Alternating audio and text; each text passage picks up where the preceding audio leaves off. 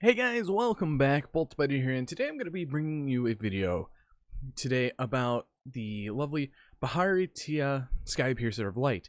Now, if you guys don't know, Lightning Overdrive is coming out in a little over than a week. And this is one of the main secret rares in this card, and I want to take a moment just to talk about it. So, what does this card do? You can summon this card by tributing one effect monster. During your opponent's main phase, if your opponent adds a card or cards from the deck to their hand except by drawing them, and this card is in your hand, you can immediately activate this effect. Tribute summon this card. If this card is normal or special summoned from the hand, you can have your opponent banish cards from the top of their deck face down, equal to the number of cards in their hand. Then they shuffle their entire hand into the deck, and if they do, they add the banished cards by this effect to their hand. You can only use this effect of Bahalutiya Sky Piercer of the Light once per turn. Now, what are the implications about this card? This is kind of like a pseudo Trickstar reincarnation. It's actually very good when you're facing up against a deck that needs certain pieces in their hand.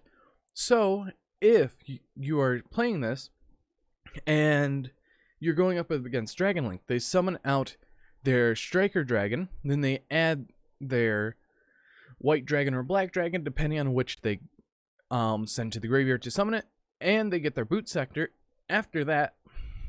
And you went first and you didn't really have much and you have a monster on the board while this is in your hand. You can summon this, banish their whole entire hand, or put their entire hand back into the deck, and they get the new cards that were banished. So this could either, one, mess up their whole entire combo line, or two, interrupt their whole entire turn where they actually have to play the deck differently, because this is actually a very good type of interruption. Now, this card is a secret rare for Lightning Overdrive, and I want to hear your guys' opinions on it, because this is a very interesting card overall. This actually helps against so many other decks.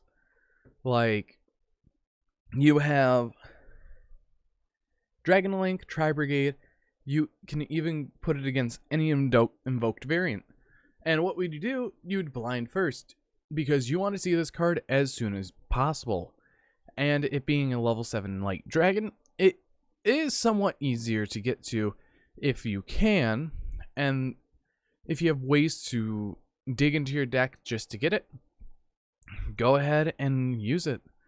This saw a little play over in the OCG because of what it does, but it was quickly turned away because it is very meta dependent on how it is, and if we get a light dragon searcher, like add one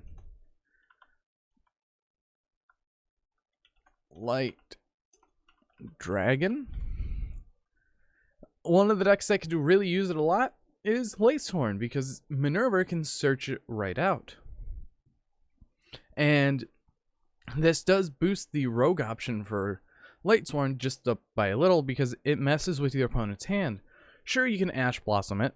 Sure, you can probably negate it in a few ways, but overall, this is actually an interesting type of hand trap tribute summon effect.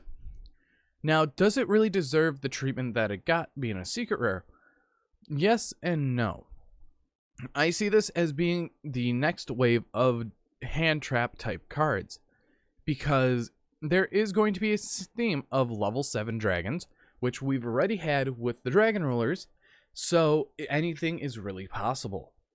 And if we look at any of the level 7 dragons that there are, there's quite a bit that definitely stand out. And those being things like Odd-Eye Saber, cool. We have all the dragon rulers. We have Pile Armed Dragon, which is coming out. Then we have Dark Armed Dragon, the new Armed Dragon level 7 Thunder, and just quite a bit of cards like the Dragon Maids. You have the new Starry Night, Starry Dragon, because this deck actually can utilize Sky Piercer quite a lot.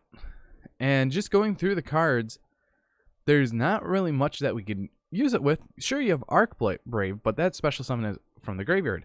You also have Fantastical Dragon Phantasme that you can pair it with because you want to dig into the deck. So if you run 3 Phantasme and 3 this, you're most likely going to see it here and there, depending on what you're going against.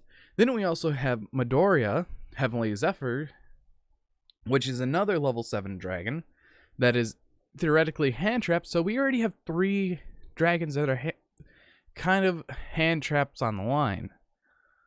And if you really just go through and look at it, there's not really that many other options outside of something like these 3 that are hand traps. People have their Heavenly Zephyrs around just in case if it needs to be. Same for Phantasme. Like, I've recently picked up a set from Ghost from the Past, and is it Ghost from the Past? I think it is. So it has really helped. And this could be in the line of the next dragon type hand trap card. But there's really not that many examples that we can go off of for this, because people really haven't been testing it, and I see it as if you run it with Fantastical Dragon Phantasme if you are going second. But if you're going first, I just run this card and run it with 6 other hand traps. But if you're running Fantastical Dragon Phantasme, you run this, 3 other hand traps, and the rest of your deck. But I want to hear your guys' opinion on this card, as I've made this video a bit longer than I wanted. But anyways, I've been Bolt Spider. Hopefully you guys liked this discussion, but see you guys in the next video.